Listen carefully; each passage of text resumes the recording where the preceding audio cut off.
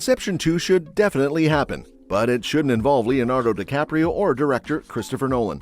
The Inception universe has so much potential for a sequel.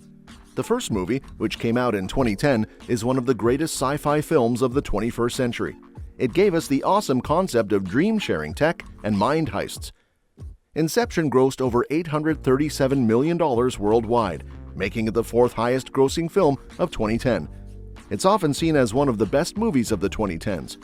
That year had some amazing films like Life Cycles, Shutter Island, Incendies, Toy Story 3, and 127 Hours, just to name a few.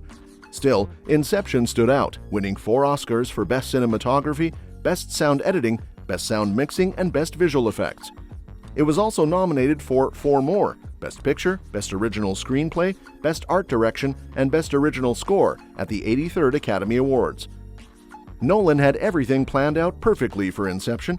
After wrapping up Insomnia in 2002, he pitched an 80-page treatment for a horror film about dream stealers to Warner Brothers, focused on lucid dreaming.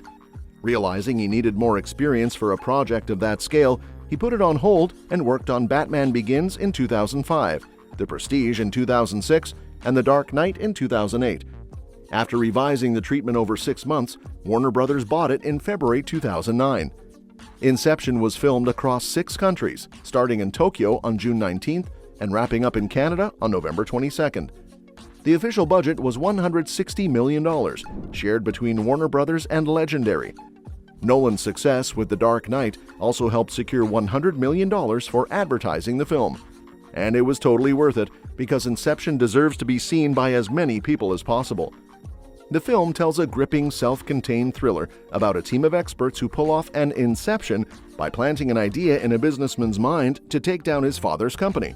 But the universe surrounding this story has so much more to explore. Inception takes us through its espionage story by focusing on the personal journey of Leonardo DiCaprio's character, Dom Cobb. He's given the opportunity to see his kids again if he can pull off one last shared dream heist. The film wraps up on an ambiguous note, as Cobb is reunited with his children, but we're left wondering whether he's still dreaming or not. Dom Cobb and Arthur are extractors who use cutting-edge dream-sharing tech to carry out corporate espionage by diving into their targets' subconscious minds to steal information. Their latest target is Sato, who is impressed by Cobb's skill in layering multiple dreams. He offers Cobb a seemingly impossible job: to plant an idea in someone's mind, essentially performing Inception on Robert Fisher, the son of Saito's rival, Maurice Fisher. The goal is to convince Fisher to dissolve his father's company. In exchange, Sato promises to clear Cobb's criminal record, allowing him to finally go home to his kids. Cobb takes Sato's offer and puts together his team: Eames, a forger; Yusuf, a chemist; and Ariadne, a college student. Ariadne's job is to design the dream's architecture, something Cobb can't do himself because he's haunted by his late wife Mal, who might sabotage the mission. After Maurice Fisher passes away, the team puts Robert Fisher under sedation for a 3-layer shared dream while on a plane to America, which Sato arranged. In this setup, time moves slower in each layer, with one team member staying behind in each layer to perform a synchronized kick, using the French song "Non, je ne regrette rien" to wake everyone up at the same time. They abduct Robert in the first layer, but his trained subconscious projections attack them. After Sato gets injured, Cobb explains that while dying in the dream would normally wake them up, Yusuf's sedatives will instead send them into limbo, a vast realm of the subconscious. To plant the idea of an alternate will to dissolve the company, Eames impersonates Robert's godfather, Peter Browning. Cobb explains to Ariadne that he and Mal once entered limbo while experimenting with dream sharing, living through 50 years in just one night because of the time dilation. When they finally woke up, Mal still thought she was dreaming.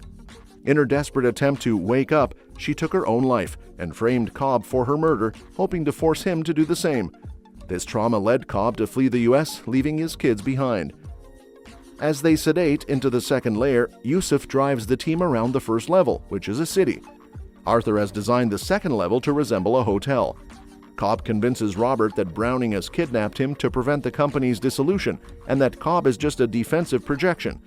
This leads Robert deeper into the third level as part of their plan to access his subconscious. In the third level, the team breaks into an alpine fortress where they can perform the Inception, with a projection of Maurice present. However, Yusuf triggers his kick too early by driving off a bridge, forcing Arthur and Eames to come up with a new plan. They rig an elevator and the fortress with explosives to create synchronized kicks as they hit the water. Just as they're about to proceed, Mal appears and kills Robert before the inception can happen, leaving him and Sato trapped in limbo. Cobb and Ariadne must rescue them in time for Robert's inception and Eames's kick. Cobb reveals that while in limbo, Mal refused to leave, and he had to convince her it was just a dream, which accidentally planted the idea in her mind that reality was still a dream. He finally makes peace with his role in her death. Ariadne manages to eliminate Mal's projection and wakes Robert up with a kick. Once revived in the third level, Robert realizes the idea that was planted, his dying father encouraging him to create something for himself. While Cobb searches for Sato in limbo, the others ride the synchronized kicks back to reality. Cobb eventually finds an older Sato and reminds him of their deal. The dreamers wake up on the plane, and Sato makes a phone call. After arriving in Los Angeles, Cobb passes through immigration with his father-in-law by his side. He uses Mal's totem, a spinning top that never stops in a dream, to check if he's really in the real world, but decides not to look at the result and instead joins his children.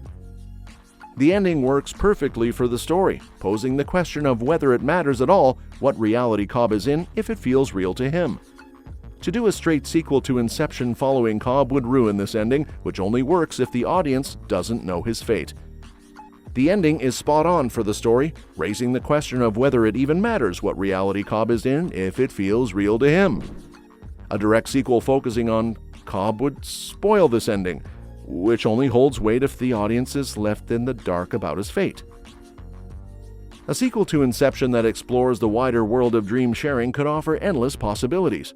Instead of just rehashing the same genre and tone, bringing in a new creative team could provide a fresh perspective on the universe while preserving the original story's integrity.